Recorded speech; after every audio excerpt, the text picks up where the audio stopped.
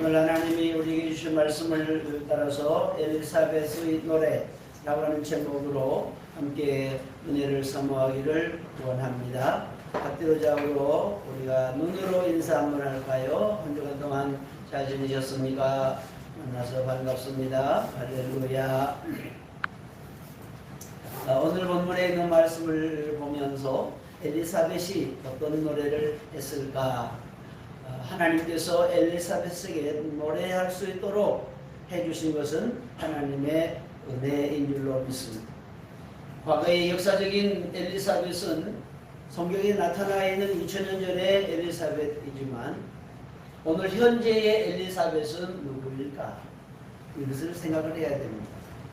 그래서 하나님의 말씀은 살았고 운동력이 있다는 말씀은 그 말씀이 나에게 적용이 되어서 나를 변화시키고 나를 인도할 때에 하나님께서 일을 하고 계시는 것을 경험하게 될 줄로 믿습니다.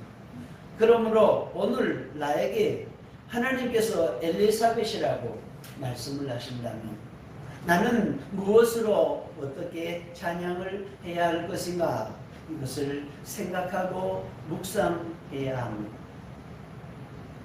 우리가 잘 아는 오늘 본문의 말씀은 엘리사벳이라고 하는 사람의 노래를 우리가 들어볼 때에 누가복음 1장과 2장에는 예수님의 탄생에 관한 노래가 모두 5편이 기록이 되어 있습니다.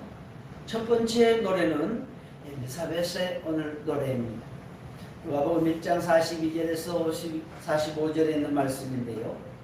엘리사벳이 예수 그리스도의 이 땅에 오심을 인하여서 기뻐하고 찬양하는 모습을 볼 수가 있습니다.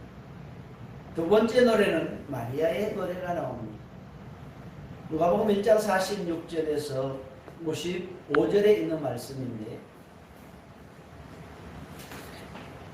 하나님께서 마리아에게 노래할 수 있는 조건과 환경을 만들어 주신 줄로 믿습니다. 그렇다면 과거의 우리 이 엘리사벳이나 과거의 마리아나 오늘 우리 자신에게 찾아오는 마리아나 엘리사벳은 어떤 사람이 되어야 하는가 하는 문제입니다. 뿐만이 아니라 사가랴의 노래도 있고요. 네 번째로는 천사들의 노래도 있습니다. 그리고 다섯 번째로는 시므온의 노래가 누가복음 2장 29절 이하에서 나타나고 있습니다. 노래하는 자의 삶은 기쁨의 삶이 된 줄로 믿습니다. 그러므로 우리가 신앙생활하면서 여러분들이 하나님을 믿을 때에 기쁨이 넘쳐야 될 줄로 믿습니다. 성탄절이 다가오고 있습니다. 성탄절 계절을 맞이하면 여러분 무엇이 생각납니까?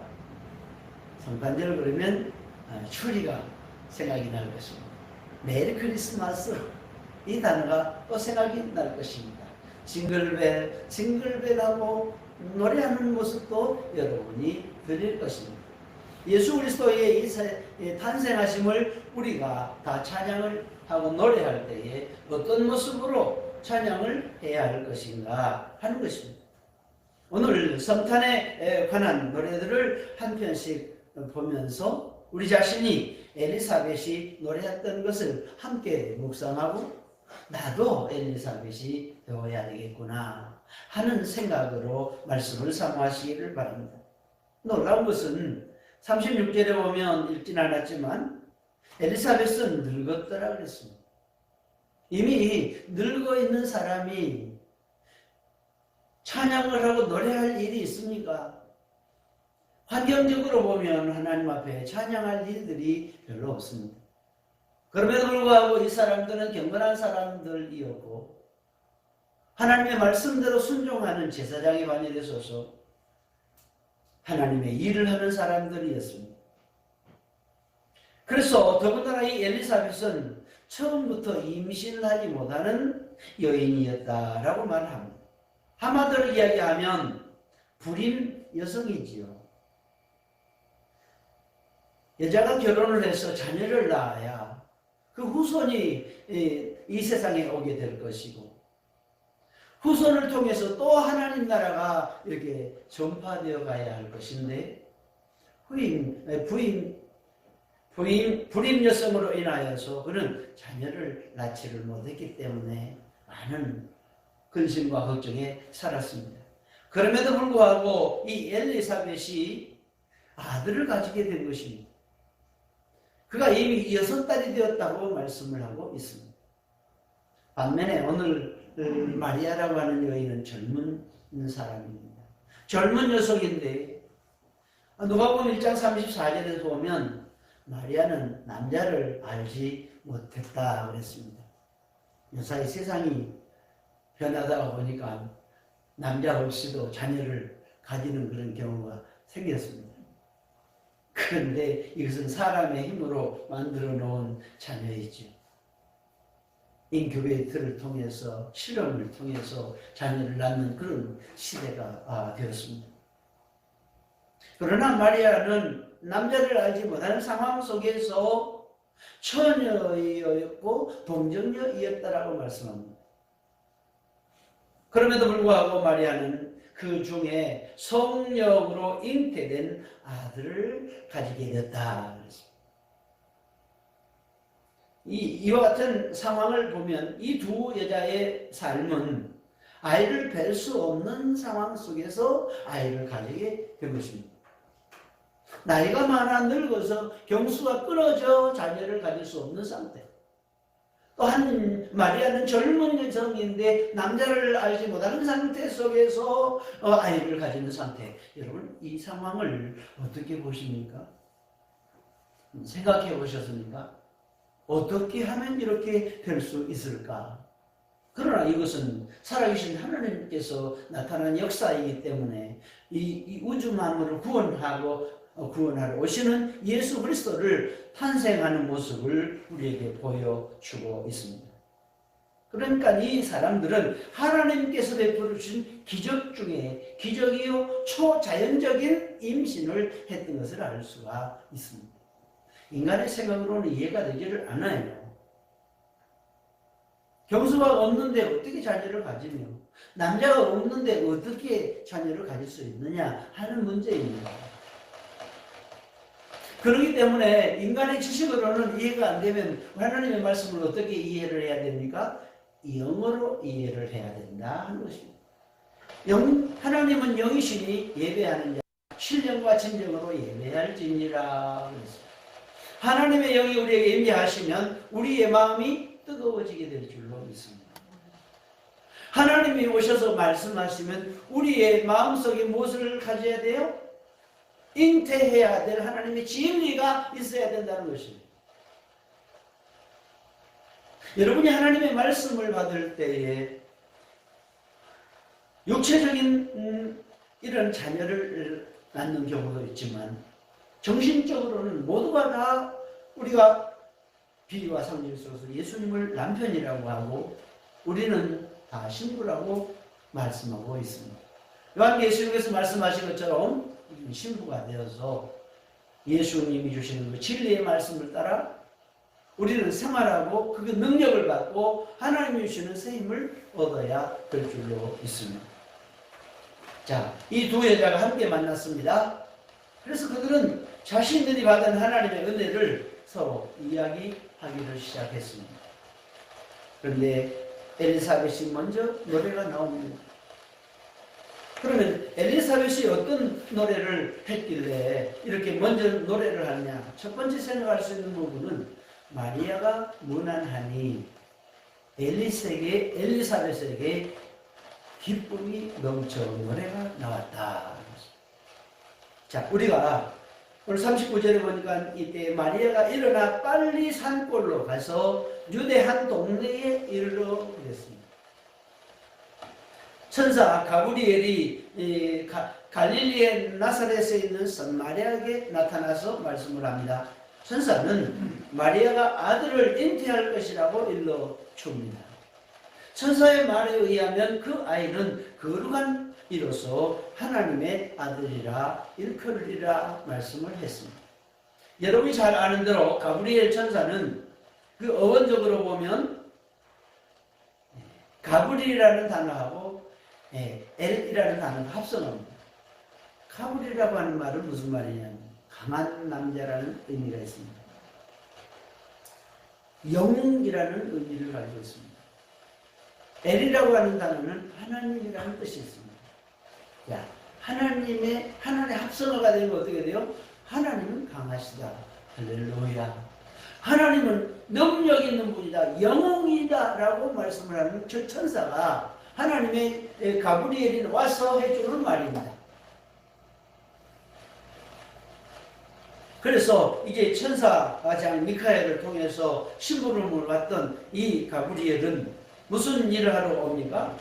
좋은 소식을 전해서 내게 말하라고 보내심을 입었노라. 그래서 가브리엘 천사는 좋은 천사입니다. 좋은 소식을 전하는 천사입니다. 우리 너희 모든 성도들이 좋은 천사가 되어야 될 줄로 믿습니다. 가브리엘과 같은 천사가 되어야 될 줄로 믿습니다. 어느 곳에 가든지 무엇을 하든지 굿뉴스, 좋은 소식을 전할 수 있는 천사들이 되기를 주님의 이름으로 축원합니다. 그렇게 되려면 이제 하나님께로부터 내려오는 능력이 강하게 나타나야 될 줄로 믿습니다. 자, 그래서 마리아가 엘리사벳에게 문안을 했더라. 문안을 했다는 말은 아스파조마이라는 단어인데, 이 문안하는 것은 인사하는 것이죠. 방문하는 것입니다. 여러분에게 누가 방문하면 기쁜 소식이 됩니까? 여러분에게 누가 찾아와서 인사를 하면 기분이 좋습니까? 사람들이 이 아스파스모스라는 이 단어를 보면 인사를 할 때에 인사한다는 의미를 가지고 있으면서 인사를 어디에서 했느냐 하면 길거리에서 나갈 때에 인사하는 것이 이런 인사를 했습니다. 안부를 묻습니다. 집에 들어갈 때에도 안부를 묻습니다. 헤어질 때에도 안부를 묻습니다. 그리고 인사할 때는 방법이 호응을 하는 방법도 있어요. 호응을 하면서 인사하는 사람이 있습니다. 또 어떤 사람은 입을 맞추면서 인사하는 사람이 있습니다. 또 어떤 사람은 손을 내밀어서 손등 위에 인사를 하는 경우가 있습니다. 자, 1차적이라면 우리가 호응을 하고 입을 맞추고 손을 대면서 기쁨으로 소식을 나누어줄 자가 누구냐면, 여러분에게 와서 누가 입을 맞춰주면 기분이 좋아요? 여러분에게 와서 누가 여러분을 찾아오면 기분이 좋고 기쁘고 찬송이 나오고 즐겁고 춤을 출 수 있느냐 하는 것입니다. 그래서 우리의 사람이 어떤 사람을 좋아할 때에 그 사람이 온다 하면 오지도 않았는데도 기분이 좋아요, 나빠요? 기분이 너무너무 좋죠. 이야, 그 사람은 온다. 그 집사님 오신다. 목사님 오신다. 목사님이 좋으면 안 오셔도 목사님 말씀만 들어도 좋다 그러잖아요. 기분이 좋아져요.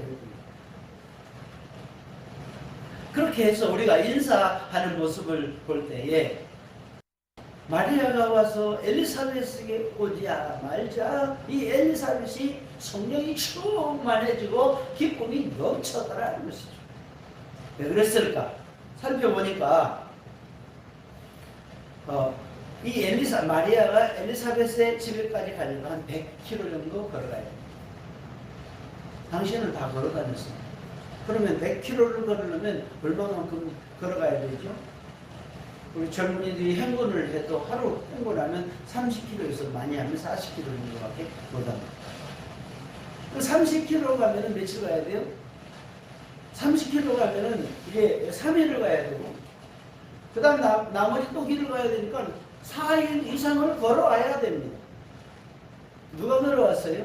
마리아가. 누구를 만나러? 가브리엘 천사의 음성을 듣고 엘리사벳에게 찾아온 것입니다. 그래서 유대의 동네 이스라엘은 산들이 많았는데, 이스라엘을 가면 지금도 동네가 산 위에가 있습니다. 동네가 산 아래에 있지 아니하고 산 위에가 있어요. 그래서 산 꼭대기에 가면 동네가 보여요. 왜 그런 줄 아셔요? 이스라엘은 날씨가 뜨거워요. 그러니까 날씨가 뜨거우니까 어떻게 해요? 날씨가 뜨거우면 산으로 가야 돼요? 땅 밑으로 가야 돼요? 우리 생각에는 우리나라는 땅 밑으로 아래로 내려가서 나무들이 많은 곳에 이제 물이 있는 곳으로 이제 집을 지어 살아가죠. 근데 이스라엘은 물이 많지 않고 나무가 없어요. 그러다 보니까 이제 새벽에 내리는 이슬을 받아서 먹고 살아요. 그리고 물이 내려오면은 돌아가지고 이 갈릴리에서 내려와 모든 이스라엘 백성들을 지난 다음에 동네를 지나가게 됩니다. 그래서 물이 있는 곳으로 찾다 보면 자꾸 높은 데 올라가고 또 목축업을 했기 때문에 양을 기르려면 이 양들에게 먹이를 줘야 되는데 물이 없으니까 이슬이 내려가고 산중턱에는 항상 뭐가 있어요? 안개가 끼어 있고 거기에는 비가 내려오기 때문에 그곳에는 언제든지 이 풀들이 자랄 수 있어서 목축업을 할 수 있었습니다. 그렇기 때문에 산 위의 동네에 가서 살게 된 것입니다. 다시 말하면 예루살렘이 어디에 있느냐? 산 위에 있다는 거죠. 나사렛이라는 동네도 산 위에 있습니다. 그래서 이 마리아가 찾아간 동네인 이 유대 나라는 유대 저 남쪽에는 100km를 내려가야 이제 유대 땅을 내려갈 수 있는 곳이었습니다. 친척인 이 두 사람 엘리사벳을 만나서 천사가 말했던 말을 진짜로 확인을 합니다. 천사가 와서 나에게 아들을 줄 것인데 그 아들이 거룩한 아들이 된다고 했는데 한번 엘리사벳이요 어떻습니까? 하고 가보니까 이미 엘리사벳이 문안했을 때에 그 복중에서 아이가 뛰어들고 나왔어요. 너무너무 좋아가지고 기뻐서 이야 문안하는 소리만 들어도 누가 왔다? 마리아가 왔단 말이야. 근데 마리아는 겉모습이지만 그 속에 누가 들어있어요? 그 중심을 보시는 하나님께서 마리아의 속에 들어있는 성령으로 잉태된 메시아 예수가 있다는 사실을 전해줍니다. 이것을 성령으로 이들은 알았습니다. 그렇기 때문에 이 고백을 하면서 하나님의 음성을 듣고 이 놀라운 비밀을 깨달았을 때 그들은 천사들이 하나님께 영광을 돌리는 것을 볼 수가 있습니다. 그런데 놀라운 것은 누가복음 1장 62절 말씀을 보면은 사가랴는 그 남편 엘리사벳의 남편 사가랴는 어떤 상태입니까? 누가복음 1장 20절에 보면 그가 벙어리가 되어서 말을 할 수 없었더라고. 또한 62절의 말씀 그는 귓머거리가 되어서 또 다른 사람이 하는 말을 들을 수도 없었더라고. 그러니까 마리아와 엘리사벳이 이야기를 들을 수 있어요? 못 들어요? 제사장이었음에도 불구하고 듣지를 못합니다. 사가랴는 듣지를 못하고 있습니다. 사랑하는 성도 여러분, 하나님의 음성을 들으려면 하나님의 영이 와야 될 줄로 믿습니다. 마리아에게 감동한 하나님, 엘리사벳에게 감동한 하나님, 그래서 엘리사벳이 마리아가 문안했다는 소식을 듣고 기뻐서 그 문안을 기뻐하는 모습을 볼 수가 있습니다.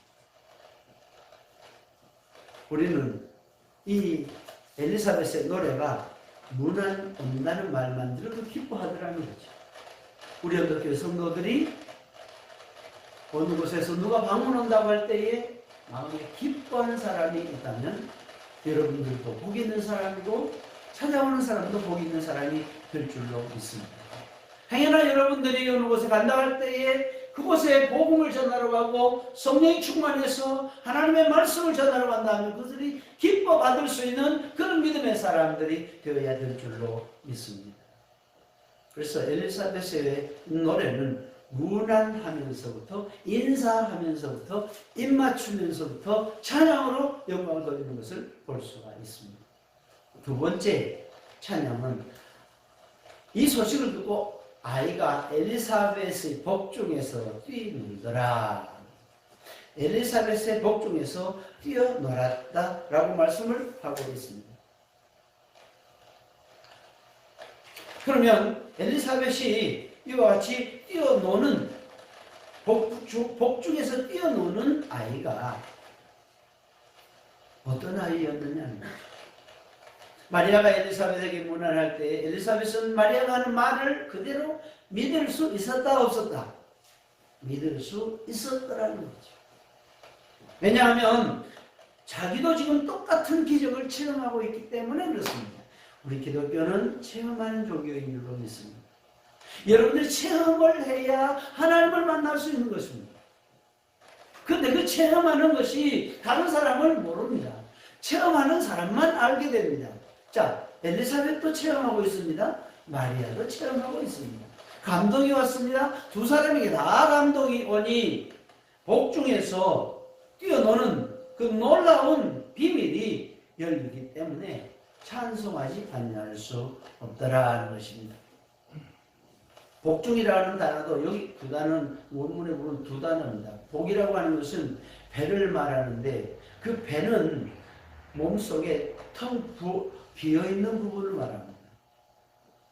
배나 내장이나 창자나 위, 오장, 육부를 우리는 말할 때 이 배라 이렇게 말합니다. 그 속이 배 속에 다 들어있습니다.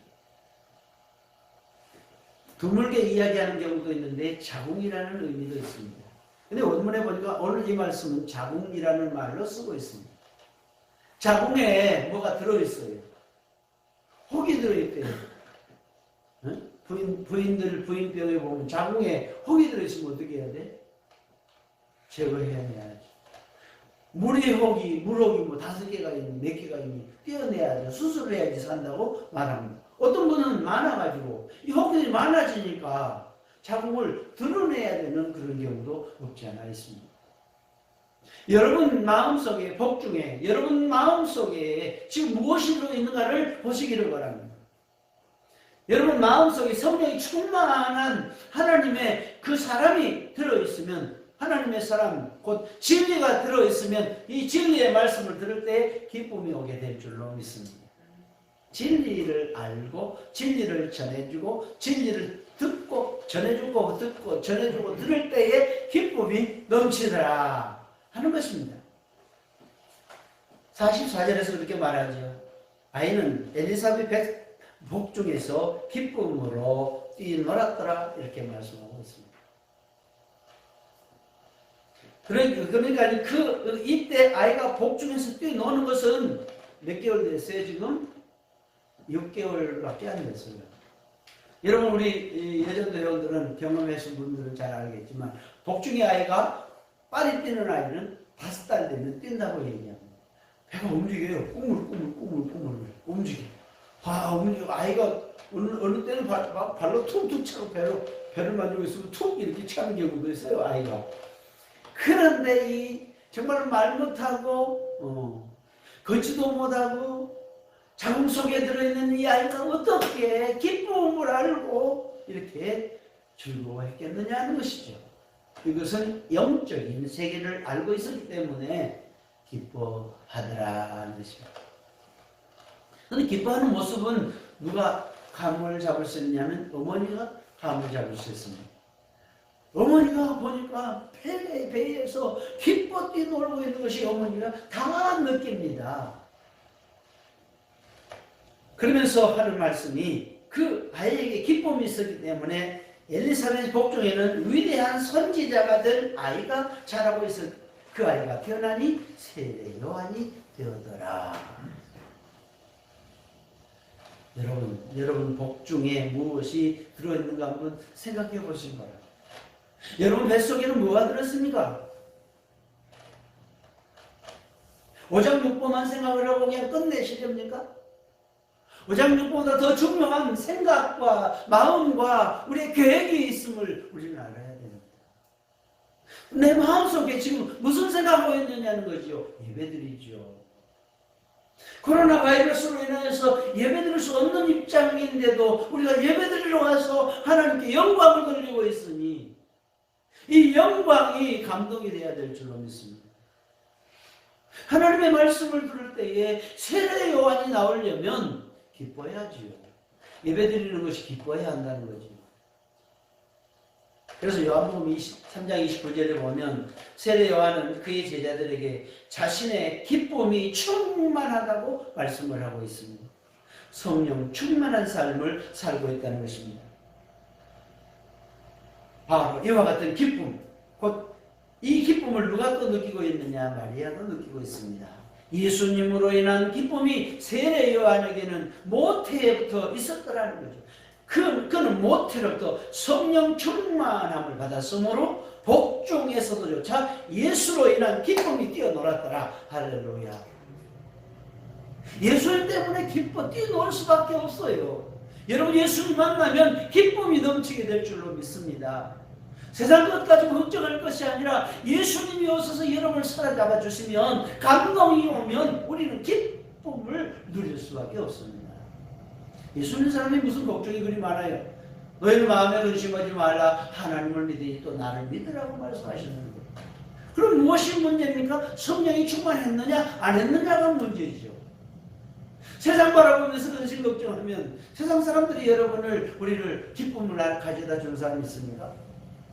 아무도 우리의 기쁨을 가져다 줄 자가 없습니다. 우리의 뱃속에, 복중에 하나님의 말씀이 살아서 움직일 때에, 할렐루야, 그 말씀을 통해서 우리는 새 힘을 얻게 될 줄로 믿습니다.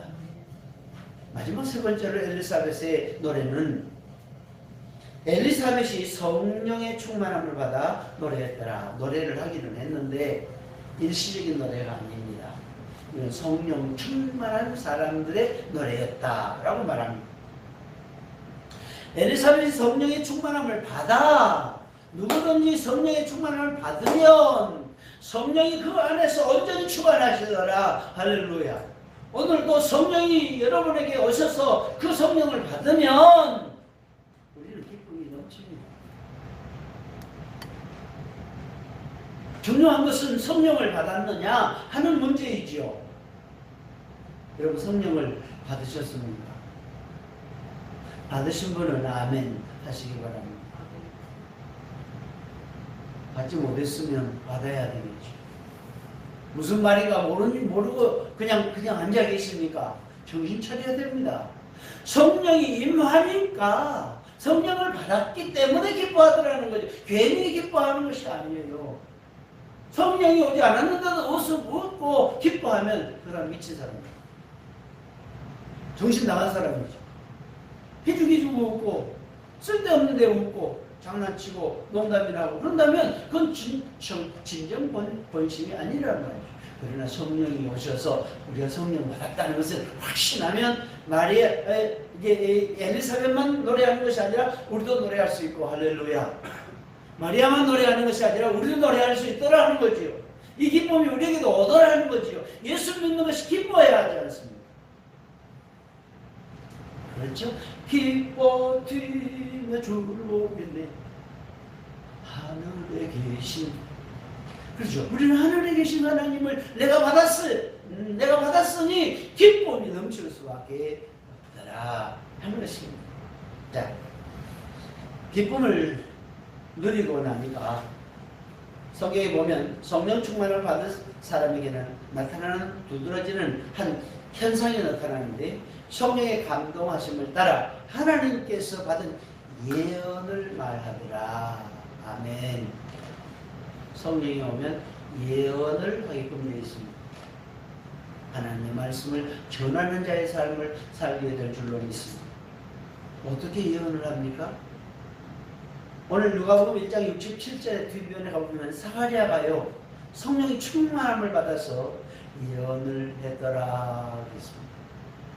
사가랴가 누굽니까? 엘리사벳의 남편입니다. 성령을 받으니까요, 어떻게 했어요? 물론 여기서 예언이라고 하는 것은 하나님의 말씀을 선포하는 것을 가리키는데, 엘리사벳의 성령이 충만함을 받았고 그 결과 성령의 감동하심을 따라서 하나님께로부터 받은 예언을 합니다. 하나님의 말씀을 선포합니다.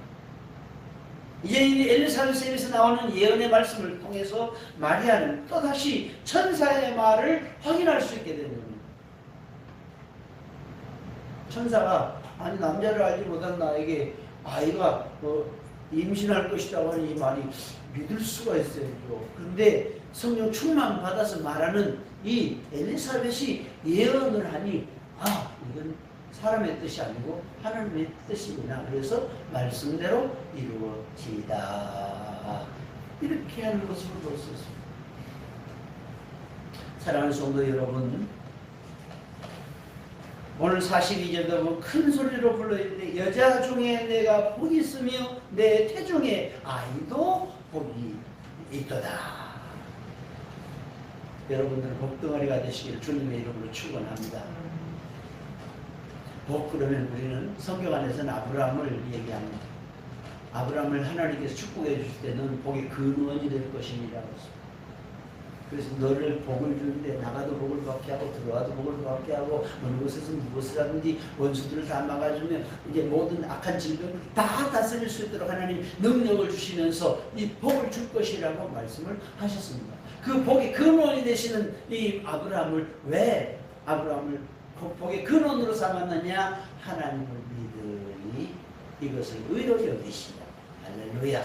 하나님의 말씀을 믿어야 합니다. 여러분 하나님의 말씀을 들을 때 감동이 와야 합니다. 감동이 오면 예언을 합니다. 예언을 하면 그 말씀이 살아서 움직이는 모습이 보입니다. 엘리사벳이 성령의 충만함을 받아서 그의 목소리를 높여서 크게 외칩니다. 엘리사벳의 마음이 얼마나 뜨거웠겠습니까? 감격스러웠겠습니까? 그는 자기가 외치는 하나님의 말씀이 분명하게 전해지기를 바랐을 것입니다. 그래서 엘리사벳의 외침은 하나의 노래가 되어서 많은 사람들에게 축복성으로 변화된 줄로 믿습니다. 이 노래에 나타나는 축복의 대상은 모두 넷입니다. 첫째는 마리아, 둘째는 마리아의 태중에 있는 아이, 셋째는 엘리사벳 자신, 넷째는 하나님의 말씀을 믿는 모든 사람들. 이 사람들이 다 노래하고 복받는 대상입니다. 히브리 문화에서는 여자의 복은 그 자녀를 보고서 판가름을 합니다. 자녀를 보고 자녀가 잘 되면 그 여자가 복받았다고, 자녀가 못 되면 그 여자가 못 됐다고 말합니다. 이거 히브리 사고입니다. 누가복음 11장 27절에서 보면 한 여자가 마리아를 가르쳐 했던 말과 같이 마리아가 가장 복이 있는 이유는 그가 가장 위대한 아이를 배웠고 또한 그가 가장 위대한 아이에게 젖을 먹었기 때문이라고 말씀을 하고 있습니다. 아이를 가지고 젖먹이는 역사가 있어야 그 여자가 보람이 있다는 거예요. 기쁨이 솟아난다는 것입니다. 물론 누가복음 1장 15절에도 보면 세례 요한도 주 앞에서 큰 자이었다라고 말합니다. 따라서 세례 요한을 뵌 엘리사벳도 하나님의 은혜와 축복을 받았다는 것을 알 수가 있습니다.